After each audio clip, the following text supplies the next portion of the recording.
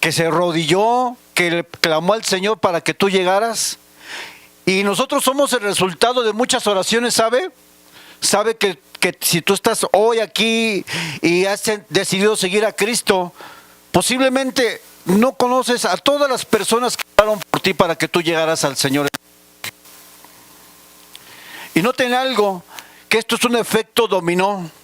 Una persona tocada por el Señor, una persona que siga a Cristo, afecta a otra persona, y esa otra persona afecta a otra persona, y esto es una cadena donde Dios, a través del Evangelio y Jesucristo, comienza a transformar las vidas de las personas de una manera impresionante. Una persona en silla de ruedas que culpa al Señor por ese accidente, de repente es transformada y comienza a compartir a otros su experiencia de cómo Dios sana esa herida.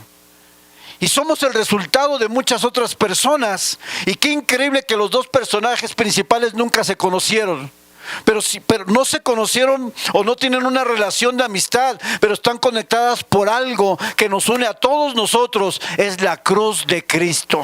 Eso nos une a todos nosotros. No importa de dónde vengas, no importa cuál sea tu pasado, no importa incluso la situación que hoy estés experimentando. Hay algo que nos une a todos como iglesia, y ese se llama Jesucristo y el sacrificio. Denle un aplauso al Señor, hermano. Porque somos unidos por esa gloriosa cruz, por ese glorioso sacrificio. Y hoy estamos aquí por la gracia del Señor Jesús. ¿Cuántos dicen amén? Sin embargo, hoy quisiera que estudiáramos una historia, y la predicación se llama Uno más para Cristo. ¿Cómo se llama? Uno más para Cristo. Y la Biblia nos enseña, hermanos, que el Evangelio es predicado de dos maneras. Una predicación de multitudes, de muchas personas, pero también la Biblia nos enseña que hay predicaciones o hay ese compartir el Evangelio de manera personal. Hay dos maneras de compartir el Evangelio a las personas, como lo hicimos ayer, que nos paramos en el tianguis y yo con el micrófono compartí el Evangelio. Aunque las personas no se paraban para poner atención, había gente escuchando, había unos que aceptan, había otros que rechazan, y esa es una forma de predicar el Evangelio. Es fácil predicar el Evangelio cuando las personas vienen y lo buscan voluntariamente, pero no es complicado cuando tú predicas y nadie te pone atención, porque estás hablando, pero tal vez nadie se detiene. Pero también la Biblia nos muestra que hay otra forma de compartir el Evangelio, y que es de manera personal, uno a uno. ¿Cuál es el que debemos de ejecutar nosotros en nuestra vida cristiana? Ambos. ¿Por qué? Porque el Señor Jesús así lo hizo, ¿verdad? Él predicaba a las multitudes, pero de repente Él predicaba de manera personal a una sola persona. Y quiero decirte algo, hermano. Hoy vamos a estudiar la historia o la vida de Felipe, y quiero que vayas a Hechos capítulo 6, y quiero que primero aprendamos quién es Felipe. Y el título de mi primer punto es: Dios puede usar a cualquiera para cumplir sus propósitos. ¿Cómo es? Dios puede usar a cualquiera para cumplir sus propósitos. ¿Y quién es Felipe? En Hechos capítulo 6 vemos que escogen a 7 diáconos. Usted ya conoce esa historia seguramente. Y entre esos 7 varones que escogen a uno llamado Felipe. Es este Felipe mismo el que vamos a ver más adelante. Y lo primero que quiero llamar tu atención es que Felipe era como un tipo ujier. Felipe originalmente fue escogido ¿para qué? Para servir de mesero. Un mesero cristiano. Imagínense, hermano, dice la Biblia que las personas seleccionadas para este labor, dice que tenían que ser llenos del Espíritu Santo, tenían que tener sabiduría y tenían que ser hombres aptos para este servicio. Y me llama la atención que para servir las mesas se requería como un requisito ser lleno del Espíritu Santo. Y esto tiene una razón de ser, porque vamos a ver al mismo Felipe de repente haciendo algo que lo cual no se pudiera esperar de él. Y vamos a Hechos capítulo 8 y vamos a leer el versículo 4. Y siga ahí su Biblia. Lea su Biblia, hermano. Usted acostumbra a leer la Escritura de manera directa. Hechos 8, versículo 4 dice: pero los que fueron esparcidos iban por todas partes anunciando ¿qué? El evangelio. Entonces Felipe, el mismo, descendió a la ciudad de Samaria, les predicaba a Cristo y la gente unánime escuchaba atentamente las cosas que decía Felipe, y oyendo y viendo las señales que hacía, porque de muchos que tenían espíritus inmundos salían estos dando grandes voces, y muchos paralíticos y cojos eran sanados. Así que había ¿qué? Un gran gozo en aquella ciudad. Y lo primero que aprendemos de Felipe, hermano, y lo primero que usted tiene que aprender el día de hoy, es que Dios no tiene un prototipo de persona perfecta a la cual Dios quiera usar. No es por posición, no es por antigüedad, no es por gravedad de tus pecados o menos pecados. A veces pensamos que las personas que tienen más destruida su vida necesitan más de Dios. Pero una persona que no ha tenido una vida de vicios, una persona que no ha tenido una vida desastrosa, porque hay personas así, ellos no necesitan de Jesús igual que el que está destruido. Ambos necesitan a Jesús. Aunque nosotros hacemos énfasis a las personas que tienen alguna situación, algún problema, y les decimos que Jesús puede cambiar su vida, es cierto, pero también no olvidemos que las personas que no han tenido una vida de ese tipo tienen la misma necesidad que la persona que no está pasando problemas. Tienen exactamente la misma necesidad. ¿Están de acuerdo conmigo? Sin embargo, cuando Jesús llama a Felipe, llama a alguien que tal vez no tiene un título como los apóstoles, que tal vez no es alguien de renombre entre los apóstoles. Llama a un ujier, alguien que sirve las mesas, para de repente meterlo en escena en el capítulo 8 y ver a Felipe predicando a toda una ciudad, viendo a Felipe haciendo milagros. No es el apóstol Pedro, no es el apóstol Juan, no es otro cualquier apóstol, no es el apóstol Pablo, es Felipe el que sirve las mesas. Y es ahí donde nosotros tenemos que reflexionar en que cuando tú veas a un hermano, nunca subestimes lo que Dios puede hacer con él. Es que él está recibiendo en la entrada y Dios no lo puede usar. Puede usarlo más hasta que uno mismo. Porque para Dios, hermano, no hay un prototipo de persona perfecta. En este sentido, hermanos, todos en este lugar, puedo decir con total seguridad, podemos calificar, somos aptos para que Dios nos use. A Dios no le importa tu pasado, a Dios no le importa que hayas fracasado en otra ocasión, a Dios no es un impedimento tus errores, la vida que aún llevas hoy.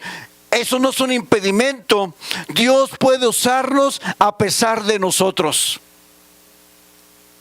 Porque muchas veces nosotros solitos, ¿qué? Nos descalificamos. No, pastor, es que usted no conoce mi vida. Y solito te sales, te descalificas. Porque esa es tu percepción. Pero Dios te ve de otra manera.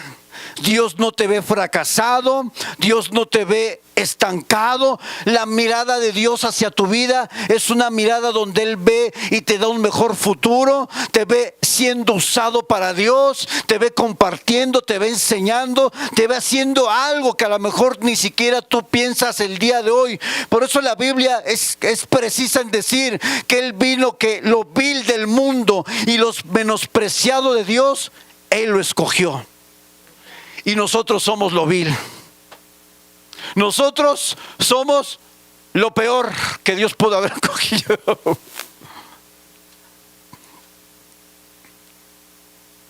O alguien viene de una casta real, hermano. Tenemos príncipes en este lugar. Tenemos princesas que vienen de la casta real. ¿Alguien viene de un linaje de servidores, de pastores? ¿Alguien aquí viene de un linaje de pastores? Algunos venimos del anonimato. Yo no vengo de un linaje de pastores, hermano. Pero a Dios le plació escogerme para este propósito.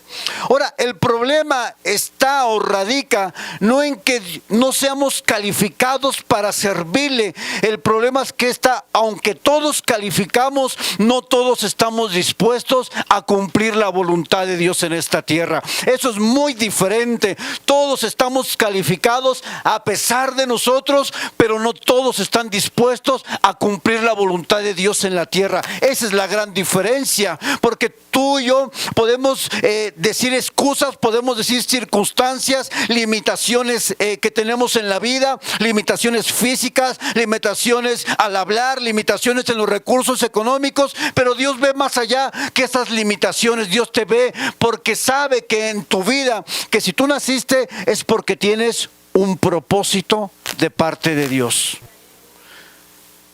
¿Cuántos tienen un propósito de parte de Dios?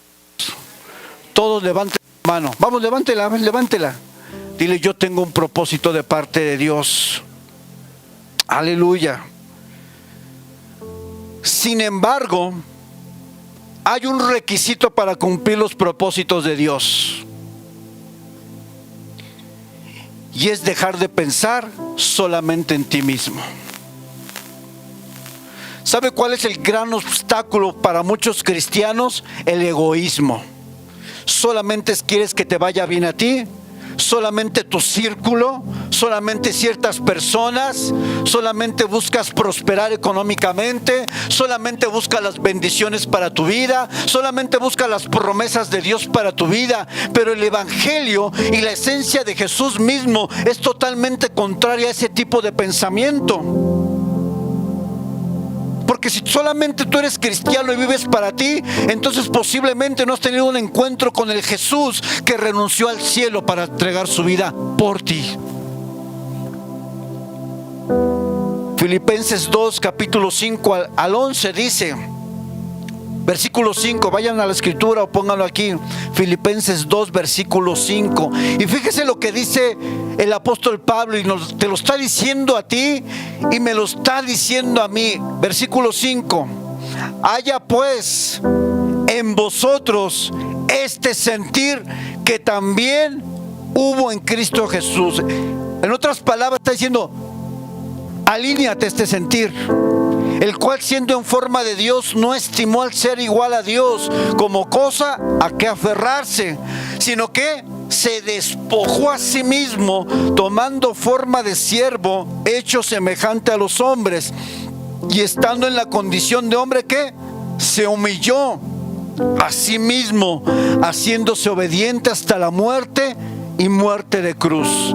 Vemos a Cristo en su esencia despojándose de él mismo. Imagínense, Jesús estaba en el cielo recibiendo la adoración de los ángeles en su trono de gloria, en su gloria máxima, y de repente Jesús mismo dice, yo voy a bajar a la tierra, me voy a encarnar, pero no solamente eso, voy a padecer sufrimiento, me van a golpear, me van a azotar con látigos que eran como tipo de armellas con huesos, que cuando le daban un latigazo arrancaban la piel, incluso a veces el hueso quedaba descubierto. Y dice Jesús, yo voy a ir porque amo a las personas que están en la tierra, y yo voy a entregar mi propia vida por ellos. Vemos a un Jesús despojándose de su gloria para venir a la tierra y morir. Así es que cuando Pablo dice, haya en vosotros este sentir, nos está diciendo, no seas egoísta. No pienses solamente en tu vida, no pienses solamente en tu círculo, no pienses solamente en que te vaya bien a ti. Yo, como Jesús, la palabra nos enseña que debemos de seguir sus pisadas, es decir, su estilo de vida, y su estilo de vida fue siempre dándose por los demás. Que si estuviéramos a la mesa con Jesús y nomás hubiera un bolillo, ¿qué te diría el Señor Jesús? Cómetelo tú, aunque Él tuviera hambre. Ese es el amor del Padre.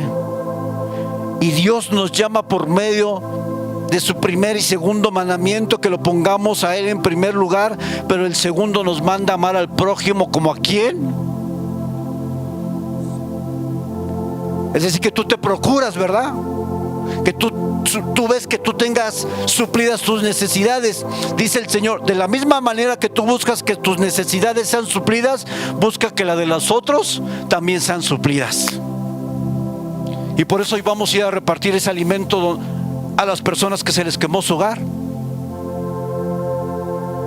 Porque estamos siguiendo ¿qué?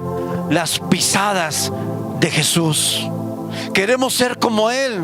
Queremos amar como Él ama. Queremos imitar su vida, su conducta, sus palabras.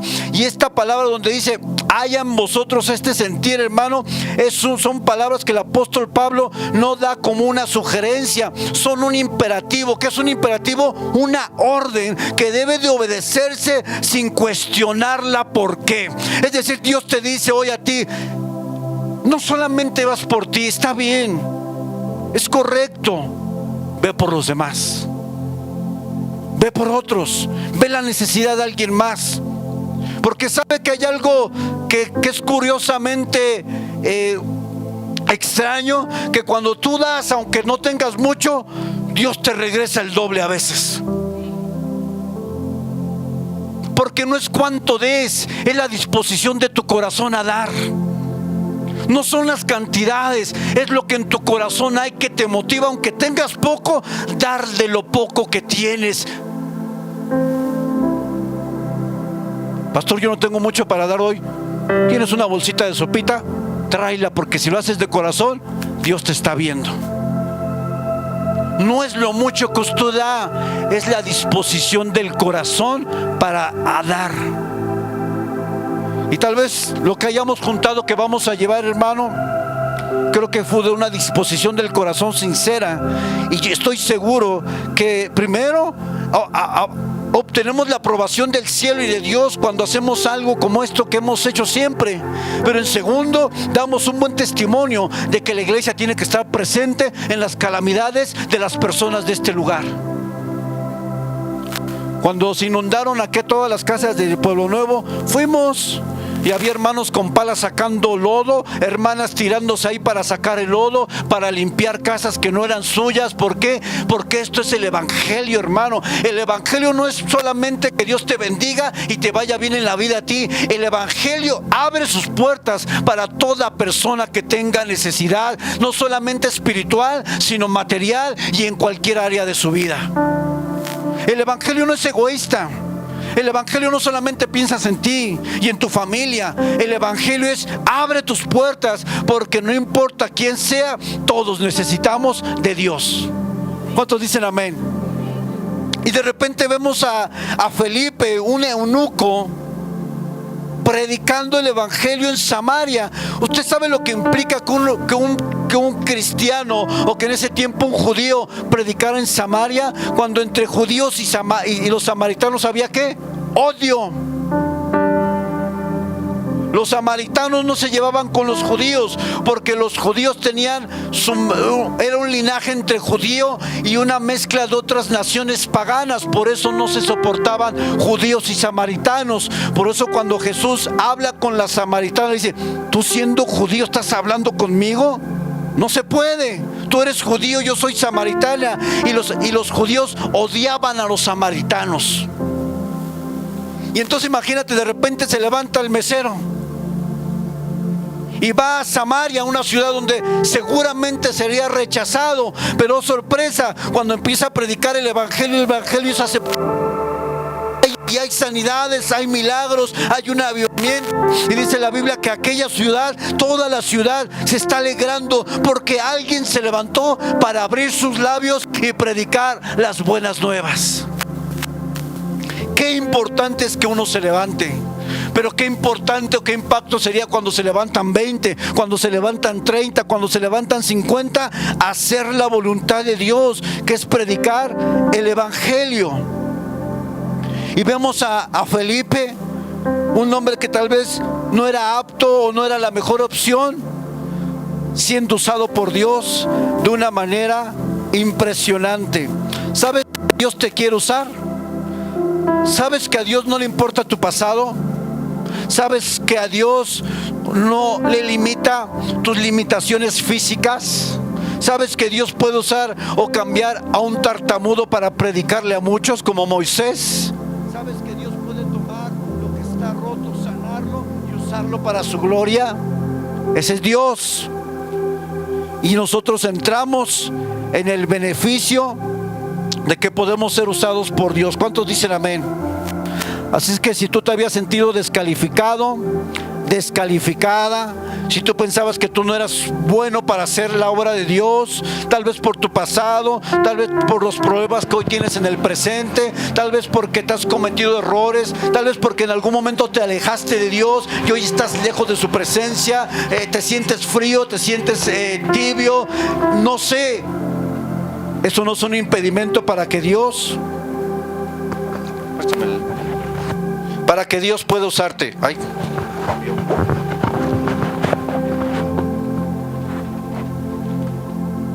Señor, yo soy apto para servirte. ¿Cuántos podemos decir eso? Yo soy apto. No te veas a la luz de tus ojos. Vete a la luz de Dios. Basta de verte como te ves tú, fracasado, sola, sin capacidades para servir a Dios, que no tienes nada bueno que darle. ¿Sabes? Vete a la luz de cómo Dios te ve en su palabra.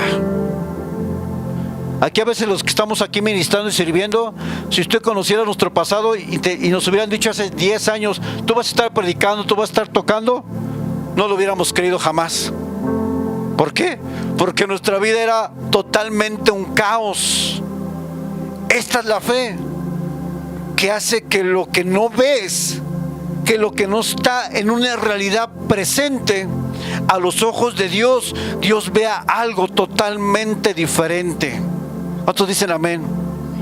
Dios te quiere usar, amado hermano, apreciable hermana, pero es necesario que tú aceptes el llamado y comiences a buscar hacer la voluntad de Dios. Así es que vemos a un Felipe siendo usado y de repente, hermano, hablando humanamente, si de repente Dios empieza a usar a alguien, la iglesia empieza a crecer, hay un avivamiento, y el medio por el cual Dios trajo eso a esa ciudad, que en este caso era Felipe, tú le dirías, vete a otra ciudad,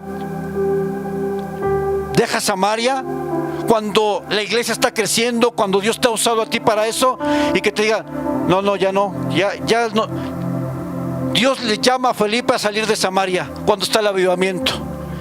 Y humanamente y estratégicamente, ministerialmente, yo diría, no, pues déjalo ahí, está creciendo, que no se vaya, Dios lo está usando, déjenlo ahí. Pero de repente Dios llama a Felipe y le manda un mensajero que es un ángel, le dice, vete de Samaria.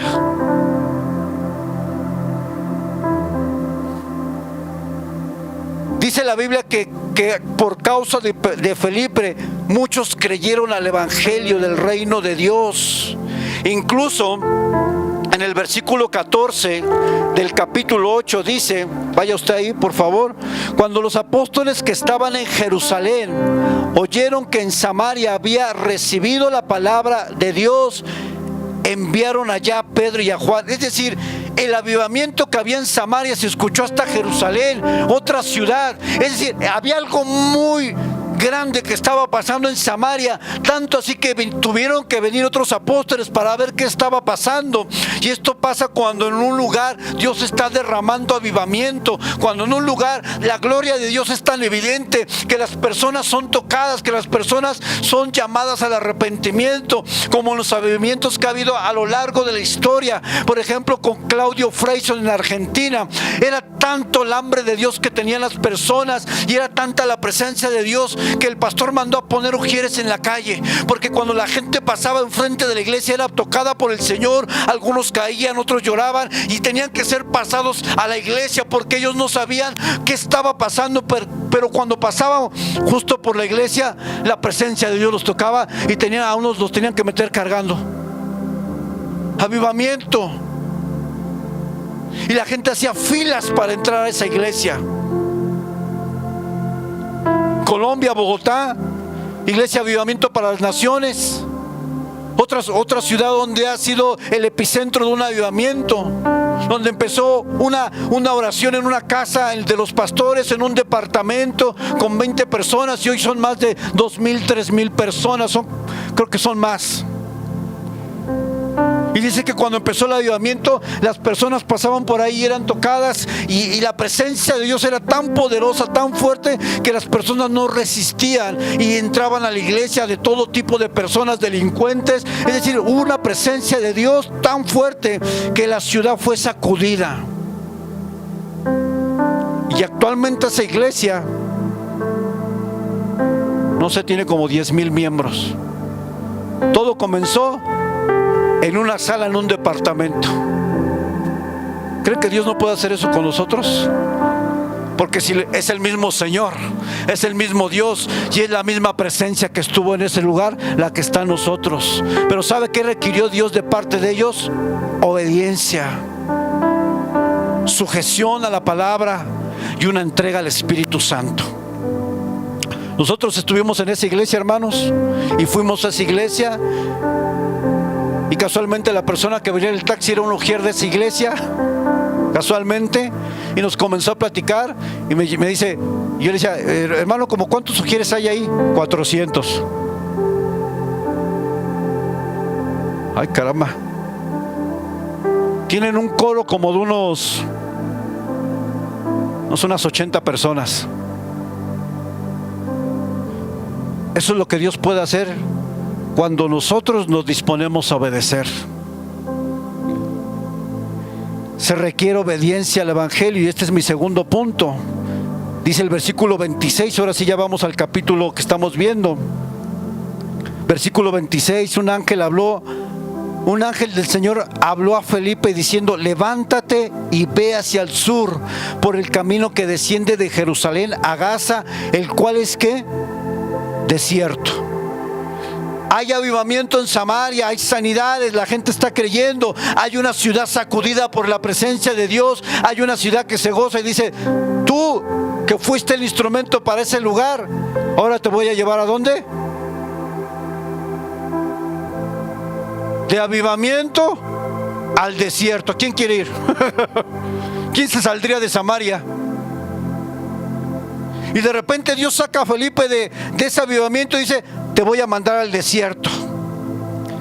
Y el versículo 27 dice así: se quejó porque él era usado ahí y no quería dejar el ministerio. Dice ahí, no quiso ir, le dijo al Señor: ¿por qué? ¿Qué dice el versículo 27? Cuestionó a Dios, le preguntó por qué. Si él era el instrumento, fue el instrumento para ser usado para sacudir una ciudad. De repente está en una ciudad predicando a miles de personas, está haciendo milagros para Dios, liberaciones, y de repente le dice: de avivamiento te voy a mandar al desierto. Como que ya no cuadra la historia, ¿no creen? De repente Dios te pone en un lugar y de repente Dios te dice: vete a otro lugar, porque ahí hay un propósito. Versículo 27 dice que entonces él se fue, él se levantó y se fue. Sigamos leyendo ahí.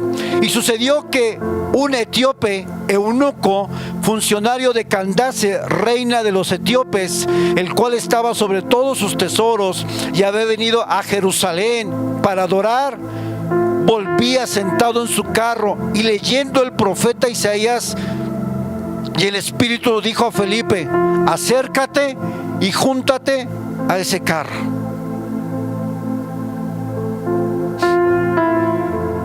¿Sabe que Dios por una persona puede mover a toda una iglesia? Por uno. ¿Sabe que Dios por una persona puede hacer que entres a un trabajo y después no te quedes?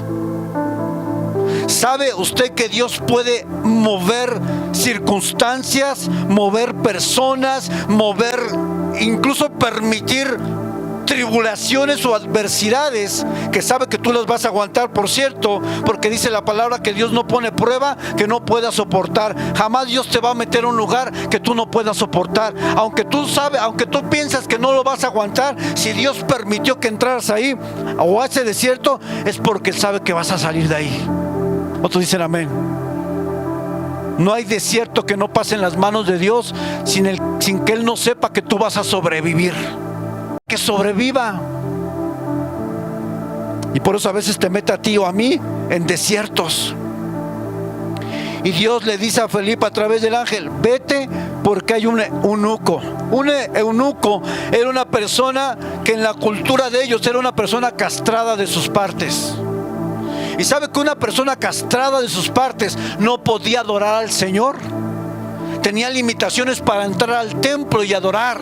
Aunque la Biblia nos enseña que este hombre fue a adorar al Señor, por el contexto cultural, él no se le permitió adorar. No pudo entrar a la presencia de Dios, porque aunque él quería, por su condición física y cultural, no se le era permitido adorar al Señor, porque no era puro y porque no estaba completo.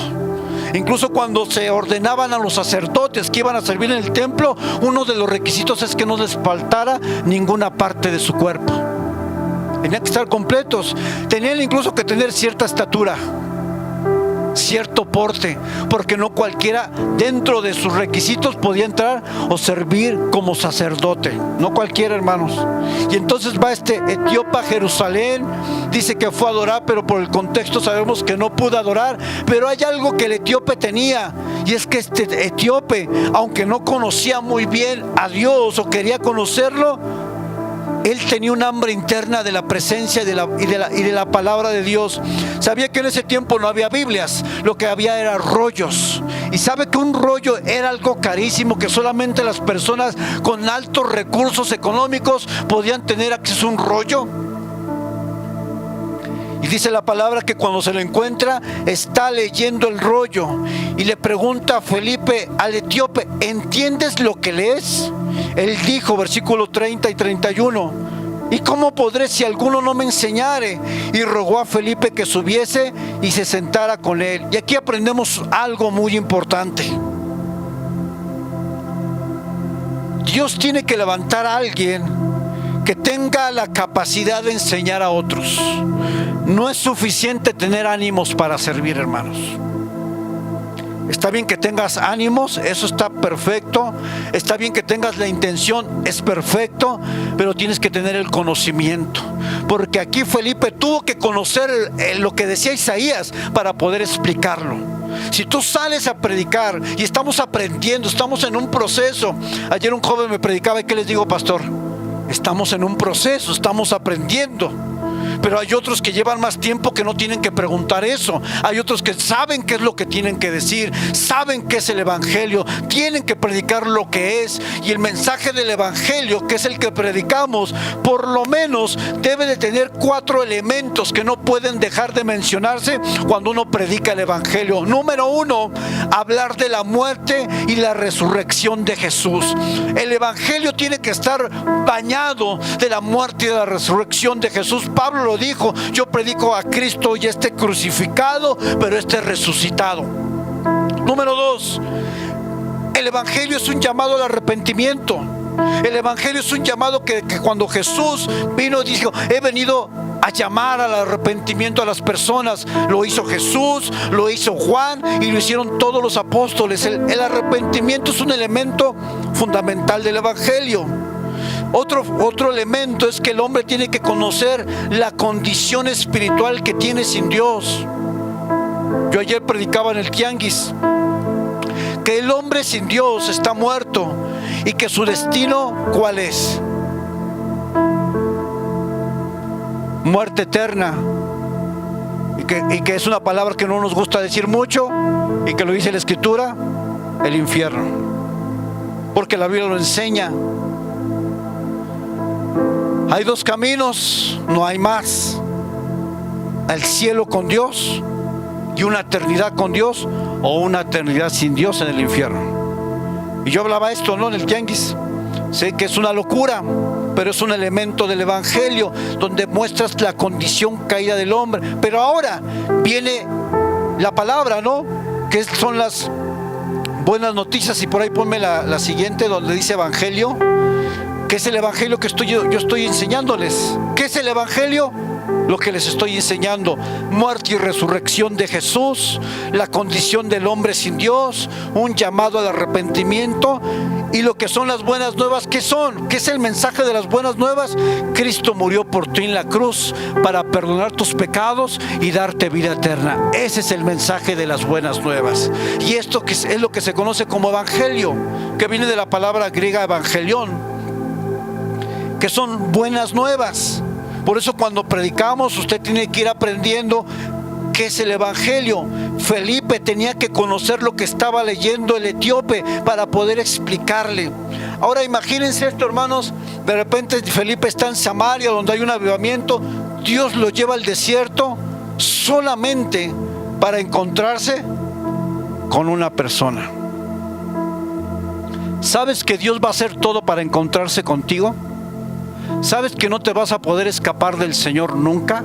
¿Sabes que si tú comenzaste a caminar con Dios y te alejaste, Él va a mandar a alguien para decirte vuelve? ¿Sabes que tú no puedes escapar? Porque ¿sabes por qué?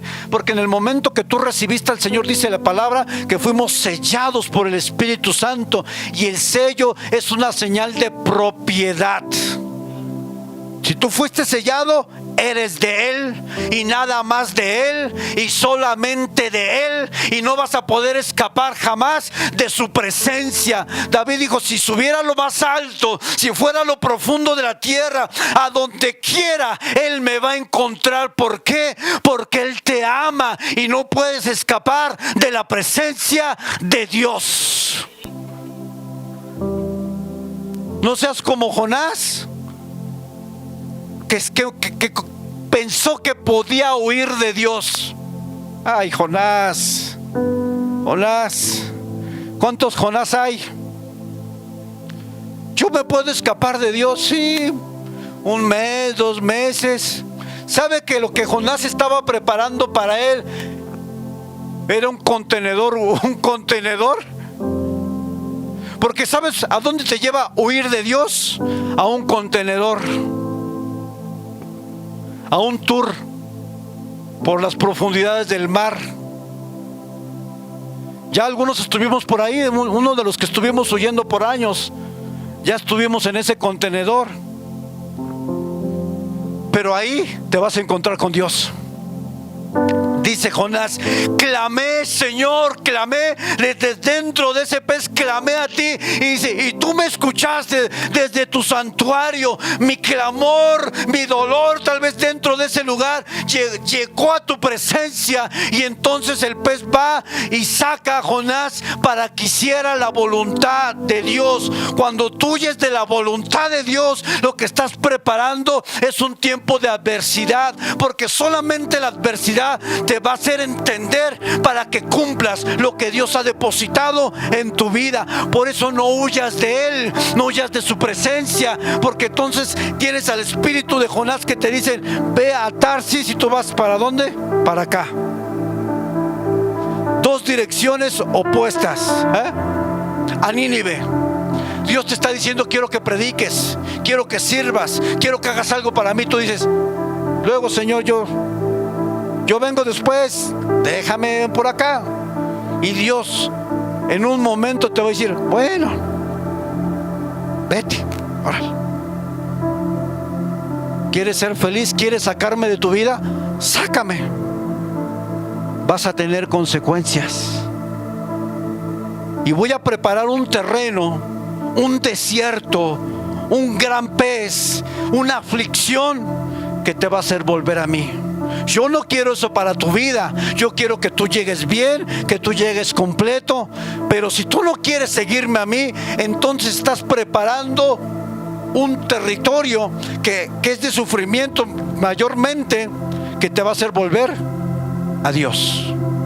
¿Sabe cómo un joven que se alejó de Dios y él no quiso de Dios? Este era un joven que trabajaba como albañil.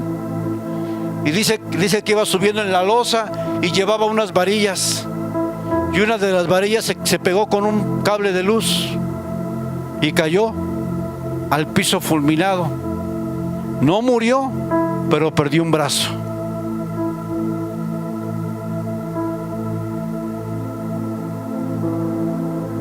¿Te quieres alejar de Dios? Porque unos regresan tuertos, unos regresan. El encuentro que tuvo Jacob en Peniel, ¿cómo lo dejó?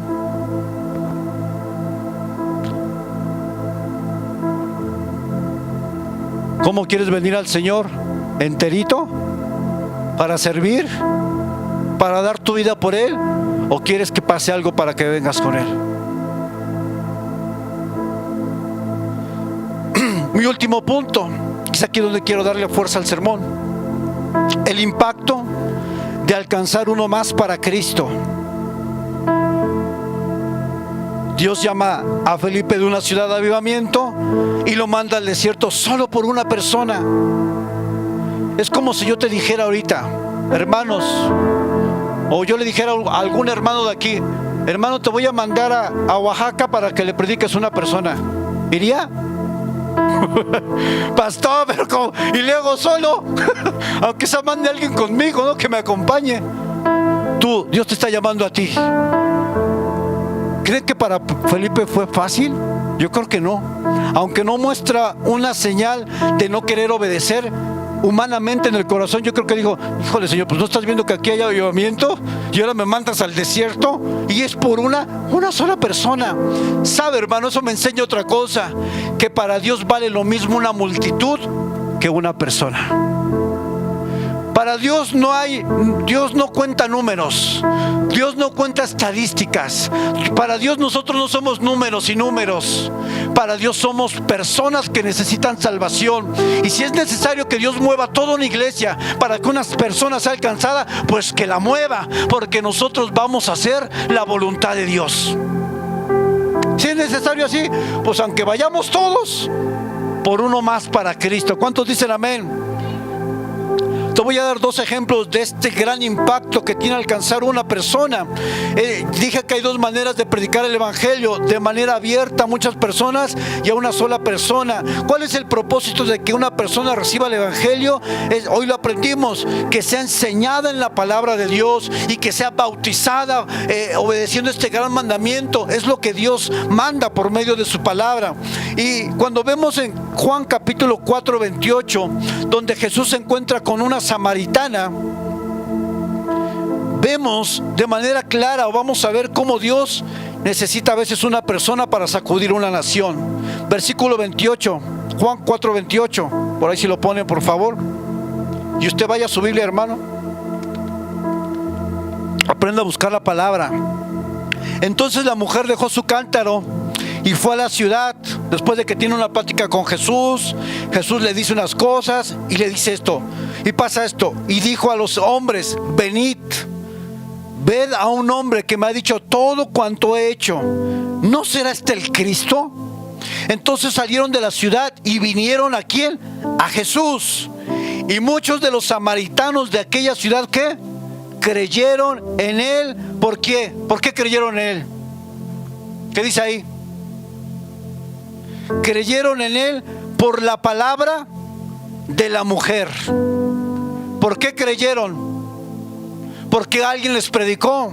¿Por qué creyeron? Porque hubo una mujer que, a pesar de su pasado, se levantó y predicó el evangelio. Porque una persona tomó la decisión de obedecer.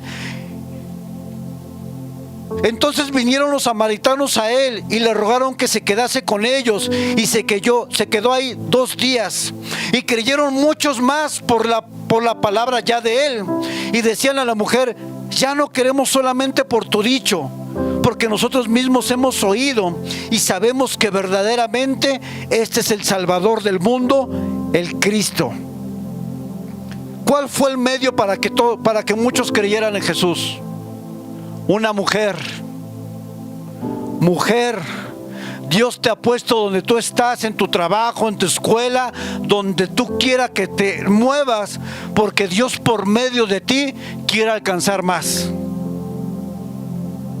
vecinos, amigos, compañeros que se han alejado de Dios. Tú eres la portavoz del cielo que Dios ha designado para dar palabra de esperanza, para dar palabra de exhortación, para animar a las personas a que vengan a Cristo. Dios te escogió a ti, mujer, para ser una portadora del evangelio de la salvación y del evangelio y el mensaje que tiene el poder de cambiar cualquier vida sin importar cuán destruida esté. Ese es el mensaje que yo te predico. Un mensaje que puede transformar no solamente tu espiritualidad, tu destino eterno, sino puede cambiar tu vida en la tierra. Este es el mensaje que predicamos. Este es el mensaje que unos rechazan, hermano. Es el mensaje que unos no quieren escuchar. Pero ese es el mensaje que otros sí abrazan y que se quedan con él y sus vidas cambian. Por eso vale la pena salir, vale la pena solearse, vale la pena sentirse como tostado y como... A veces me siento así como quemado, hermano. Pero vale la pena. Vale la pena por Dios, vale la pena por esas personas que sin Dios se van a perder. Vale la pena gastar recursos económicos, recursos humanos para que alguien conozca a Cristo Jesús. Vale la pena dar la vida por aquel que dio su vida por ti, por mí. Vale la pena seguir a Cristo. Denle un aplauso al Señor, hermano.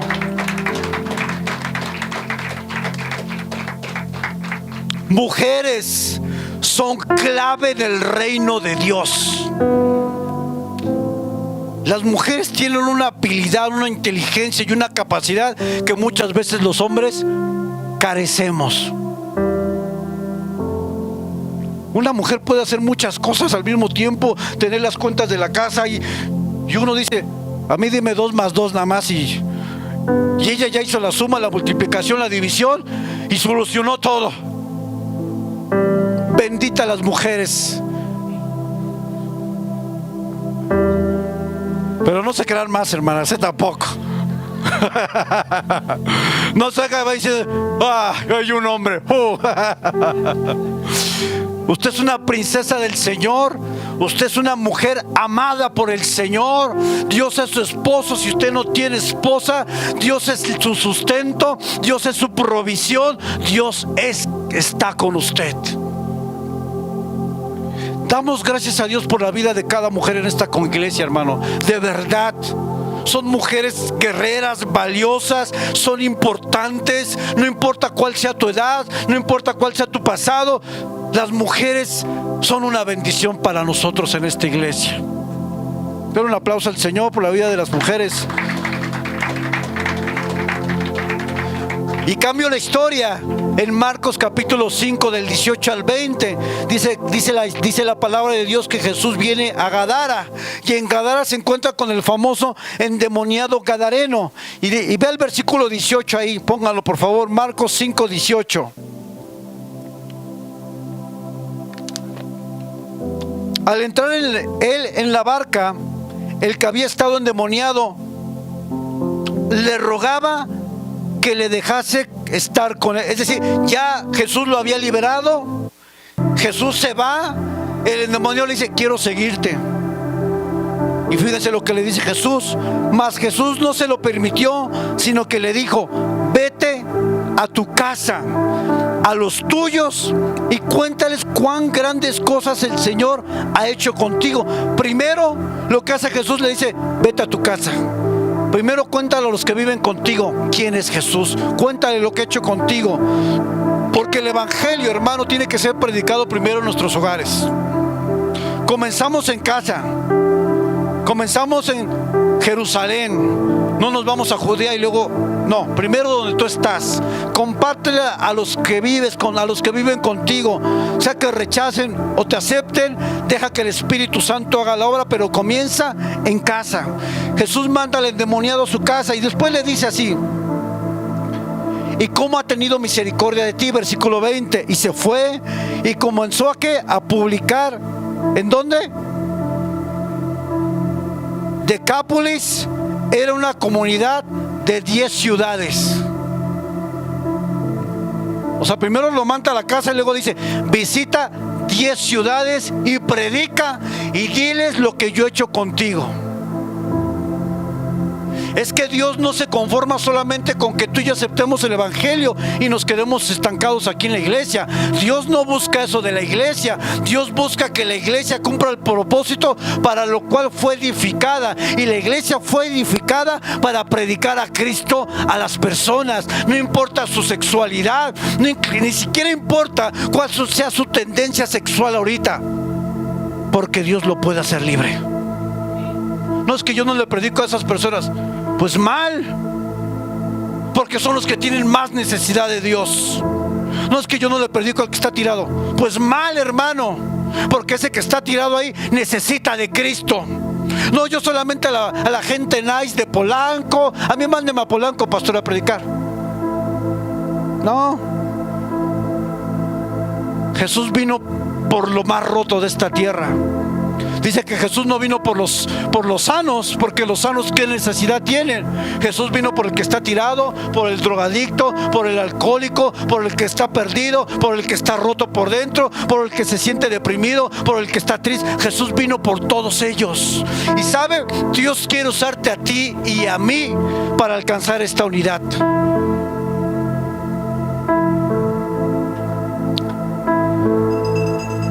Para Dios es tan importante una persona, así como muchas. Para Dios la raza, tu estatus social no le interesa. A Dios no le interesa que tengas 5 casas, o que tengas una, o que no tengas nada. A Dios no le interesa si tienes una posición laboral alta en el trabajo. A Él no le importa. A Dios no le importa que vivas como un rey o que vivas de manera humilde. A Dios no le importa tu pasado. A Dios no le importa lo que hayas hecho, tus fracasos. Incluso a Dios no le interesa si hoy mismo no te sientes con ánimos de buscarle o de hacer su voluntad. A Dios lo que le interesa es que tú seas salvo y que estés con Él en la eternidad. Porque Jesús le dijo a sus discípulos: yo voy a preparar un lugar para todos ustedes. Allá hay un lugar mucho mejor. Allá hay un lugar donde ya no va a haber sufrimiento, no va a haber pecado, va a haber adoración 24 horas. 24 horas vas a estar alabando al Señor. Te vas a poder sentar a los pies de Jesús para escuchar sus hermosas palabras. Te vas a sentar y lo vas a poder ver como es. Hermano, el lugar que nos espera en el cielo es mucho mejor que el que está aquí. Ayer, cuando salimos a compartir, hubo contacto con algunas de las personas a través de los hermanos, y para mí es una razón de alegría, porque yo no sé si alguien de los que está ahí, aunque no venga aquí, va a buscar de Dios. Porque cuando evangelizamos, es cierto, anhelamos que vengan aquí, pero si no viene aquí pero busca a Dios, eso es bueno. ¿Cuántos dicen? Porque no representamos camino de verdad y gracia. Representamos a Jesucristo, el Rey de Reyes y el Señor de Señores. No vamos en nombre tal vez como de una asociación, no vamos en nombre de algún grupo, vamos en nombre como embajadores del Rey de Reyes y del Señor de Señores. Somos representantes de Jesús en la tierra y representamos un rey y representamos un reino. Claro que nuestro anhelo es que vengan para acá, ¿verdad? Ese es el anhelo de nuestro corazón. Pero si por alguna cosa de la vida no se da, no vienen aquí, está bien, pero que busquen del Señor, que restauren su vida y que vuelvan a los pies de Jesús. ¿Cuántos dicen amén? Por eso nada es en vano, hermano. Nada de lo que hacemos para Dios será en vano. Cuando salimos y algunos te aceptan el folleto y otros no, nada es en vano. Dios no permite que nada sea en vano, porque todo tiene un propósito para Dios. ¿Cuántos dicen amén? Póngase de pie, hermano.